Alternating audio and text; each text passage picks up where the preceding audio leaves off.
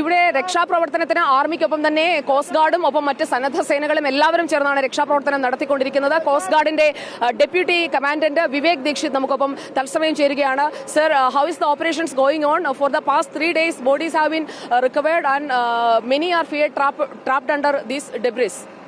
Yes ma'am, the problem is the debris are too big and lot of debris are here. As you can see, we need to use heavy machinery like this to mobilize it because these wooden slogs are not able to move by hand. Other than that, many bodies have been washed out with the river. So tomorrow Coast Guard and the forest team will be going to carry out the finding of the body along the river banks. So that is where yesterday forest told us that 90 bodies they have recovered. 90 body along the river side. So that is approximately 60 kilometer area that will be covering for tomorrow. As of now here we have recovered 3 bodies with army, navy and other sister services are working here, and we are continuously doing our best to find out more bodies that we can do. We even using sniffer dogs for this. Specialized equipment like chainsaw and all these handheld equipments are being used. As you can see, there are 6 JCBs here for digging operation and shifting the debris. That is how we are working here. Okay, thank you, sir.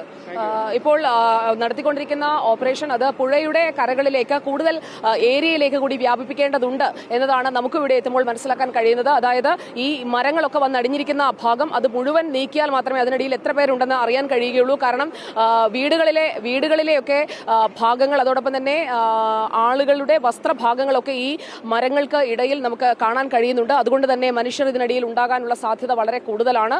അതുകൊണ്ട് ഓരോരുത്തരെയും തെരഞ്ഞുകൊണ്ടുള്ള പ്രവർത്തനങ്ങൾ ഇനിയും തുടരേണ്ടതുണ്ട്. എത്ര പേരെയാണ് കാണാതായതെന്ന് നമുക്കറിയില്ല. നമ്മൾ ചവിട്ടി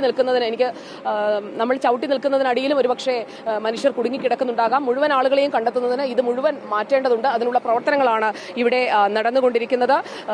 ചൂരൽമലയിൽ നിന്ന് വീഡിയോ ജേർണലിസ്റ്റ് ബെഞ്ചിത് പി ഗോപാലിനൊപ്പം reporter Sujaya Parvathi in reporter.